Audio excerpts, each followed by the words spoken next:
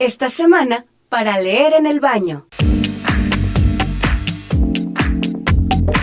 El huésped es un cuento incluido en el libro El huésped y otros relatos siniestros de Amparo Dávila, escritora mexicana nacida en 1923. Originaria de Pinos, Zacatecas, obtuvo el premio Javier Villaurrutia en 1977 y a finales de 2015 se le otorgó la Medalla Bellas Artes en reconocimiento a su trayectoria literaria. De igual manera, desde ese año, el Gobierno de México convoca un certamen nacional de cuento fantástico con su nombre, el Premio Bellas Artes de Cuento Amparo Dávila.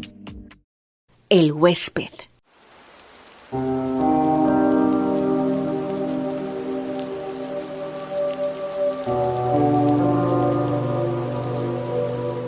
Nunca olvidaré el día en que vino a vivir con nosotros. Mi marido lo trajo al regreso de un viaje. Llevábamos entonces cerca de 3 años de matrimonio. Teníamos 2 niños y yo no era feliz. Representaba para mi marido algo así como un mueble que se acostumbra uno a ver en determinado sitio, pero que no causa la menor impresión. Vivíamos en un pueblo pequeño, incomunicado y distante de la ciudad, un pueblo casi muerto o a punto de desaparecer. No pude reprimir un grito de horror cuando lo vi la primera vez. Era lúgubre, siniestro, con grandes ojos amarillentos, casi redondos y sin parpadeo, que parecían penetrar a través de las cosas y de las personas. Mi vida desdichada se convirtió en un infierno. La misma noche de su llegada, supliqué a mi marido que no me condenara a la tortura de su compañía. No podía resistirlo. Me inspiraba desconfianza y horror. Es completamente inofensivo, dijo mi marido mirándome con marcada indiferencia. Te acostumbrarás a su compañía, y si no lo consigues... No hubo manera de convencerlo de que se lo llevara. Se quedó en nuestra casa. No fui la única en sufrir con su presencia. Todos los de la casa, mis niños, la mujer que me ayudaba en los quehaceres, su hijito, sentíamos pavor de él. Solo mi marido gozaba teniéndolo allí. Desde el primer día, mi marido le asignó el cuarto de la esquina. Era esta una pieza grande, pero húmeda y oscura. Por esos inconvenientes, yo nunca la ocupaba. Sin embargo, él pareció sentirse contento con la habitación. Como era bastante oscura, se acomodaba a sus necesidades. Dormía hasta el oscurecer y nunca supe a qué hora se acostaba. Perdí la poca paz de que gozaba en la casona. Durante el día, todo marchaba con aparente normalidad. Yo me levantaba siempre muy temprano, vestía a los niños que ya estaban despiertos, les daba el desayuno y los entretenía mientras Guadalupe arreglaba la casa y salía a comprar el mandado. La casa era muy grande, con un jardín en el centro y los cuartos distribuidos a su alrededor. Entre las piezas y el jardín había corredores que protegían las habitaciones del rigor de las lluvias y del viento que eran frecuentes.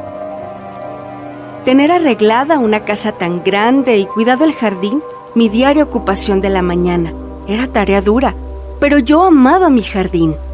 Los corredores estaban cubiertos por enredaderas que floreaban casi todo el año. Recuerdo cuánto me gustaba, por las tardes, sentarme en uno de aquellos corredores a coser la ropa de los niños, entre el perfume de las madreselvas y de las bugambilias. En el jardín cultivaba crisantemos, pensamientos, violetas de los Alpes, begonias y heliotropos. Mientras yo regaba las plantas, los niños se entretenían buscando gusanos entre las hojas. A veces pasaban horas, callados y muy atentos, tratando de coger las gotas de agua que se escapaban de la vieja manguera. Yo no podía dejar de mirar, de vez en cuando, hacia el cuarto de la esquina. Aunque pasaba todo el día durmiendo, no podía confiarme. Hubo veces que, cuando estaba preparando la comida, veía de pronto su sombra proyectarse sobre la estufa de leña. Lo sentía detrás de mí. Yo arrojaba al suelo lo que tenía en las manos y salía de la cocina corriendo y gritando como una loca. Él volvía nuevamente a su cuarto, como si nada hubiera pasado. Creo que ignoraba por completo a Guadalupe. Nunca se acercaba a ella ni la perseguía. No hacía a los niños y a mí. A ellos los odiaba y a mí me acechaba siempre. Cuando salía de su cuarto, comenzaba la más terrible pesadilla que alguien pueda vivir. Se situaba siempre en un pequeño cenador, enfrente de la puerta de mi cuarto. Yo no salía más. Algunas veces, pensando que aún dormía, yo iba hacia la cocina por la merienda de los niños. De pronto lo descubría en algún oscuro rincón del corredor, bajo las enredaderas. ¡Allí está otra vez, Guadalupe!, gritaba desesperada. Guadalupe y yo nunca lo nombrábamos. Nos parecía que al hacerlo cobraba realidad aquel ser tenebroso. Siempre decíamos: «Allí está, ya salió, está durmiendo. Él. Solamente hacía 2 comidas. Una cuando se levantaba al anochecer y otra, tal vez, en la madrugada antes de acostarse. Guadalupe era la encargada de llevar la bandeja. Puedo asegurar que la arrojaba dentro del cuarto, pues la pobre mujer sufría el mismo terror que yo. Toda su alimentación se reducía a carne. No probaba nada más. Cuando los niños se dormían, Guadalupe me llevaba la cena al cuarto. Yo no podía dejarlos solos, sabiendo que se había levantado o estaba por hacerlo. Una vez terminadas sus tareas, Guadalupe se iba con su pequeño a dormir y yo me quedaba sola, contemplando el sueño de mis hijos. Como la puerta de mi cuarto quedaba siempre abierta, no me atreví a acostarme, temiendo que en cualquier momento pudiera entrar y atacarnos. Y no era posible cerrarla. Mi marido llegaba siempre tarde y al no encontrarla abierta, habría pensado. Y llegaba bien tarde, que tenía mucho trabajo, dijo alguna vez. Pienso que otras cosas también lo entretenían. Una noche estuve despierta hasta cerca de las 2 de la mañana, oyéndolo afuera. Cuando desperté, lo vi junto a mi cama, mirándome con su mirada fija, penetrante. Salté de la cama y le arrojé la lámpara de gasolina que dejaba encendida toda la noche. No había luz eléctrica en aquel pueblo y no hubiera soportado quedarme a oscuras, sabiendo que en cualquier momento... Él se libró de golpe y salió de la pieza. La lámpara se estrelló en el piso de ladrillo y la gasolina se inflamó rápidamente. De no haber sido por Guadalupe, que acudió a mis gritos, habría ardido toda la casa. Mi marido no tenía tiempo para escucharme, ni le importaba lo que sucediera en la casa. Solo hablábamos lo indispensable. Entre nosotros, desde hacía tiempo, el afecto y las palabras se habían agotado. Vuelvo a sentirme enferma cuando recuerdo. Guadalupe había salido a la compra y dejó al pequeño Martín dormido en un cajón donde lo acostaba durante el día. Fui a verlo varias veces. Dormía tranquilo. Era cerca del mediodía. Estaba peinando a mis niños cuando oí el llanto del pequeño mezclado con extraños gritos. Cuando llegué al cuarto, lo encontré golpeando cruelmente al niño. Aún no sabría explicar cómo le grité al pequeño y cómo me lancé contra él con una tranca que encontré a la mano y lo ataqué con toda la furia contenida por tanto tiempo. No sé si llegué a causarle mucho daño, pues caí sin sentido. Cuando Guadalupe volvió del mandado, me encontró desmayada y a su pequeño lleno de golpes y de araños que sangraban. El dolor y el coraje que sintió fueron terribles. Afortunadamente el niño no murió y se recuperó pronto. Temí que Guadalupe se fuera y me dejara sola. Si no lo hizo, fue porque era una mujer noble y valiente que sentía gran afecto por los niños y por mí.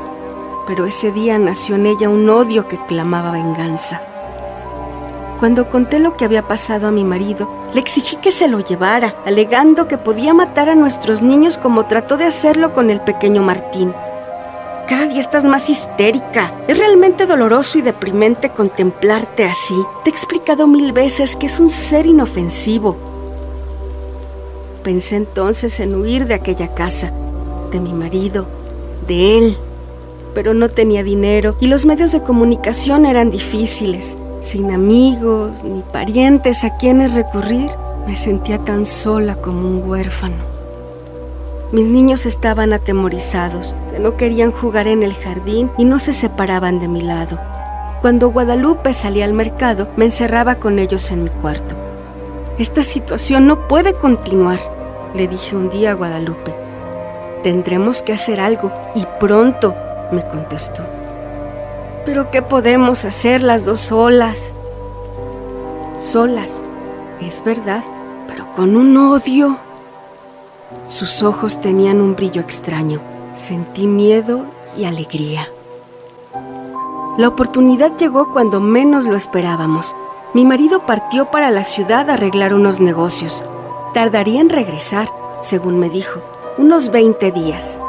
No sé si él se enteró de que mi marido se había marchado, pero ese día despertó antes de lo acostumbrado y se situó frente a mi cuarto.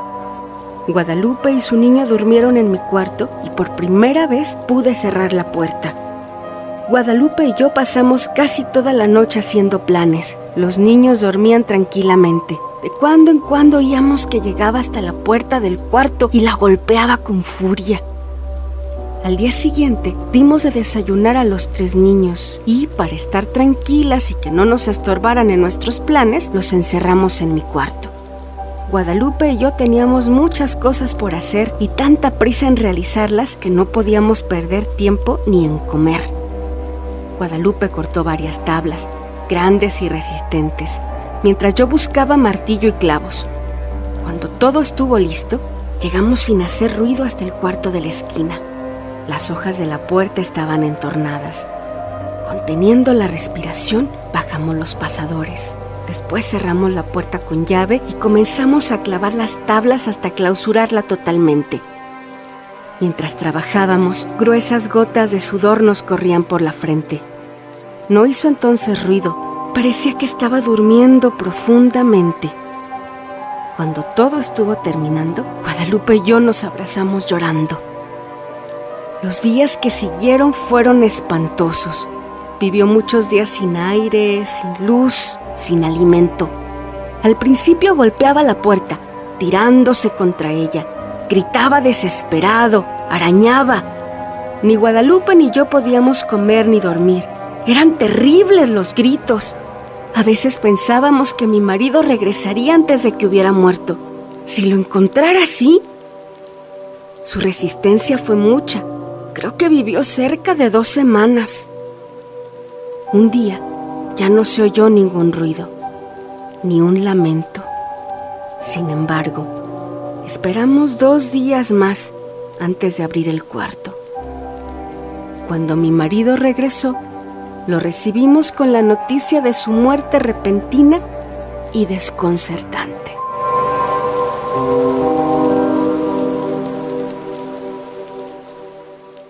Para leer en el baño, El huésped.